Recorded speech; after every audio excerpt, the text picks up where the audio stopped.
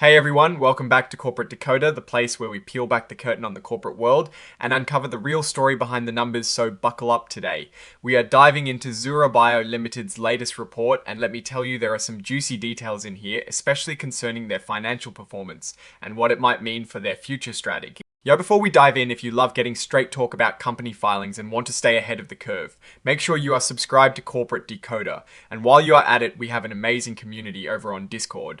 Links are in the description below, come join the conversation and let's decode this together. Alright, so what we have here is a Form 8K filing from Zura Bio Ltd. This is essentially a report filed to announce major events that shareholders should know about. And in this case, the big news is about their financial results for the third quarter of 2025. Now, the main event here is Item 2.02, which is all about their financial results and condition.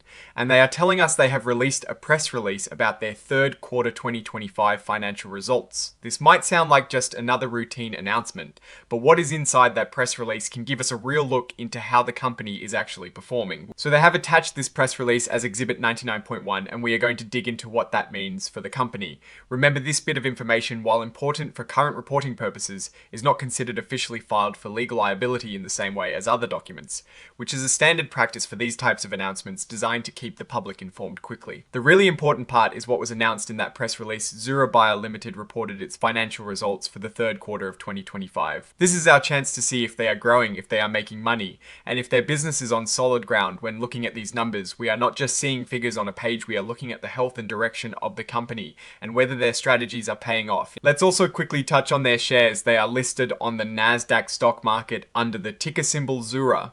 So when we talk about their stock performance and financial health, it is these Class A ordinary shares that we are really looking at. Beyond the immediate financial news, the filing lists out other exhibits which are basically supporting documents for this report. The key takeaway is Exhibit 99.1, the press release we are focusing on, and Exhibit 104, which is the interactive data file that makes all this information machine readable for analysts and regulators. And the report is signed by Kim Davis, the Interim Chief Executive Officer, Chief Operating Officer, Chief Legal Officer, and Corporate Secretary. This title mix is quite interesting. It suggests a company that might be lean or perhaps in a transition phase where one person is wearing many hats. This can be efficient, but also points to potential areas of focus or strain within the management structure. Now let's get to the heart of the matter, the financial results. Let me just pull up those key numbers from the press release to give you the full picture. We are looking back at events reported as of the 13th of November 2025, which is when the press release was issued. This means we are analyzing the performance based on data available up to that point in Q3 2025. Unfortunately, the actual financial tables containing specific dollar amounts for revenue, profits, or losses aren't directly embedded in this 8K document. Instead, the document directs us to a press release Exhibit 99.1 for those details. Since we don't have the full press release content here, I will base my analysis on what these 8K filings typically indicate and the general implications of reporting third quarter results in a typical scenario when a company reports quarterly results like this. We would be looking for several key metrics. Imagine we are looking at a table. Like this one, the press release probably contains numbers for total revenue, earnings per share, and perhaps important balance sheet items like cash and debt. If we saw that total revenue for Zura Bio Ltd increase by say 15% compared to the same quarter last year, that would be a very positive sign.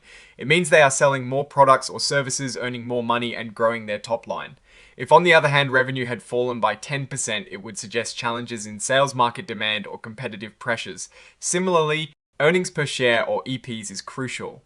A rising EPS typically indicates that the company is becoming more profitable on a per share basis, which is generally attractive to investors. However, sometimes companies can boost EPs not through increased profitability, but through actions like share buybacks, which reduce the number of outstanding shares without the specific numbers from the press release.